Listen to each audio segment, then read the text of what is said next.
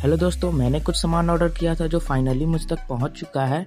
और ये मैंने मेकर बाज़ार से ऑर्डर किया है, ज़्यादा नहीं, थोड़ा सा ही मैंने सामान ऑर्डर किया हूँ। तो मैं इसे दिखाता हूँ आपको मैंने क्या क्या सामान ख़रीदा हूँ। यहाँ पर मैं ज़्यादा सामान तो नहीं ख़रीदा हूँ। एक हीट सिंक ट्यूब है और 18650 लिथियम बैटरी होल्डर है और 12 वोल्ट फीमेल डीसी जैक है और एसपीएसटी स्विच है, एलडीआर, यही सब कुछ छोटा मोटा सामान मैंने ऑर्डर किया है।